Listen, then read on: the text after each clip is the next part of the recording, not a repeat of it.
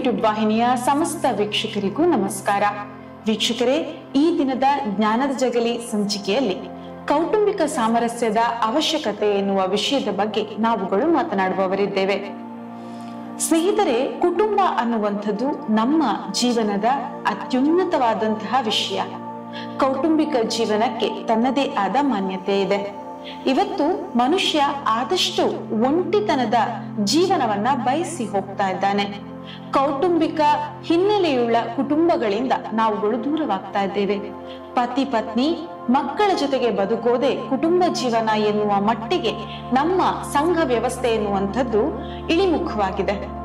ಹಾಗಾದ್ರೆ ಕೌಟುಂಬಿಕವಾಗಿ ಒಂದು ಉತ್ತಮವಾದ ವಾತಾವರಣ ಇರುವ ಅವಶ್ಯಕತೆ ಏನು?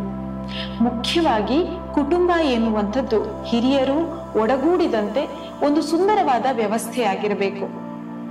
ಕೆಲವೊಂದು ಕಾರಣಗಳಿಂದ ನಮ್ಮ ಕುಟುಂಬ ವರ್ಗದಿಂದ ನಾವು ದೂರ ಇದ್ದೇವೆ ಎನ್ನುವುದಾದ್ರೂ ಕೂಡ ಕುಟುಂಬದಲ್ಲಿ ಸಾಮರಸ್ಯ ಎನ್ನುವಂಥದ್ದು ಬಹಳ ಅವಶ್ಯಕ. ಹಾಗಾದ್ರೆ ಕೌಟುಂಬಿಕ ಸಾಮರಸ್ಯ ಇಲ್ಲದೆ ಹೋದಲ್ಲಿ ಏನಾಗುತ್ತೆ ಅನ್ನುವಂಥದ್ದು. ಇವತ್ತು ಕುಟುಂಬಗಳಲ್ಲಿ ತಂದೆ ತಾಯಿ ಮಕ್ಕಳಷ್ಟೇ ಇದ್ರೂ ಕೂಡ ಮಕ್ಕಳು ತಂದೆ ತಾಯಿಯನ್ನ ಬಹಳ ಸೂಕ್ಷ್ಮವಾಗಿ ಅವಲೋಕಿಸ್ತಾರೆ. ತಂದೆ ತಾಯಿ ಏನನ್ನ ಮಾಡ್ತಾರೆ, ಅವರ ವ್ಯವಹಾರ ಹೇಗಿದೆ, ಅವರಿಬ್ಬರು ಪರಸ್ಪರರನ್ನ ಹೇಗೆ ಗೌರವಿಸ್ತಾರೆ ಅನ್ನುವ ಬಗ್ಗೆ ಮಕ್ಕಳು ಗಮನವನ್ನ ಹರಿಸ್ತಾರೆ. ಹಾಗಾದ್ರೆ ಪರಸ್ಪರ ಗೌರವಪೂರ್ವಕವಾದ ಭಾವನೆಯಿಂದ ತಂದೆ ತಾಯಿ ಇಲ್ಲದೆ ಹೋದಾಗ ಏನಾಗುತ್ತೆ? ಕೌಟುಂಬಿಕ ಸಾಮರಸ್ಯದ ಹಿನ್ನೆಲೆಯನ್ನ ಮಕ್ಕಳು ಮರೆತು ಹೋಗ್ತಾರೆ.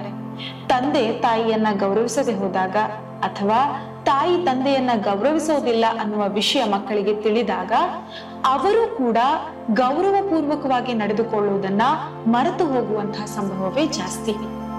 ತಂದೆ ತಾಯಿಯ ಮೇಲಿನ ಗೌರವವನ್ನ ಮಕ್ಕಳು ಕಳ್ಕೊಂಡಾಗ ಏನಾಗುತ್ತೆ ಅನ್ನುವಂಥದ್ದು. ಮುಖ್ಯವಾಗಿ ಮಕ್ಕಳು ಮುಂದಿನ ದಿನಮಾನದಲ್ಲಿ ಬದುಕಿನ ಬಗೆಗಿನ ಆಸಕ್ತಿಯನ್ನ ಕಳ್ಕೊಳ್ತಾರೆ.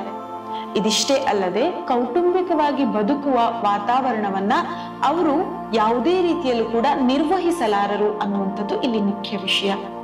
ಹಾಗಾದ್ರೆ ಕುಟುಂಬ ಜೀವನದಿಂದ ನಾವು ಸಾಕಷ್ಟು ದೂರವಾಗ್ತಾ ಹೋಗ್ತೇವೆ ಅನ್ನೋದನ್ನ ನಾವಿಲ್ಲಿ ತಿಳಿದುಕೊಳ್ಬೇಕು. ಹಿಂದೆ ನಮ್ಮ ತಂದೆ ತಾಯಿ ತುಂಬು ಕುಟುಂಬದಲ್ಲಿ ಬದುಕೋದನ್ನ ತಿಳಿದಿದ್ರು. ಆದ್ರೆ ಇವತ್ತು ನಮ್ಮಿಂದ ಅಂತಹ ತುಂಬು ಕುಟುಂಬಗಳಲ್ಲಿ ಬದುಕೋದು ಸಾಧ್ಯ ಆಗೋದಿಲ್ಲ. ಆದ್ರೆ ನಮ್ಮ ಮಕ್ಕಳು ಈ ಕುಟುಂಬದಲ್ಲಿಯೂ ಕೂಡ ಪರಸ್ಪರರನ್ನ ಗೌರವಿಸುವ ಭಾವನೆಯನ್ನ ತಳೆಯದೆ ಹೋದ್ರೆ ಮುಂದೊಂದು ದಿನ ಕೌಟುಂಬಿಕವಾಗಿ ಬದುಕುವುದಕ್ಕೆ ಅವರು ಅಸಮರ್ಥರಾಗಬಹುದು. ಅದಲ್ಲದೆ ಅವರಲ್ಲಿ ಧನಾತ್ಮಕ ಆಲೋಚನೆಗಳು ಕಡಿಮೆಯಾಗಬಹುದು. ಮಕ್ಕಳ ಮನೋಸ್ಥೈರ್ಯ ಎನ್ನುವಂಥದ್ದು ಕಡಿಮೆಯಾಗ್ತಾ ಹೋಗಬಹುದು. ಹೀಗಾಗಿ ಮನೆಗಳಲ್ಲಿ ಅಥವಾ ಕುಟುಂಬಗಳಲ್ಲಿ ಉತ್ತಮವಾದಂತಹ ಸಾಮರಸ್ಯದ ವಾತಾವರಣ ಇರುವ ಹಾಗೆ ನೋಡಿಕೊಳ್ಳೋಣ. ಹಾಗಾದ್ರೆ ಜಗಳದಂತಹ ಪರಿಸ್ಥಿತಿಯನ್ನ ನಿರ್ವಹಿಸುವುದು ಹೇಗೆ? ಖಂಡಿತವಾಗಿಯೂ ಪತಿ ಪತ್ನಿಯರಲ್ಲಿ ಅಥವಾ ಇತರರಲ್ಲಿ ವೈಮನಸ್ಸು ತಳೆದೋರೋದು ಬಹಳ ಸಾಮಾನ್ಯ.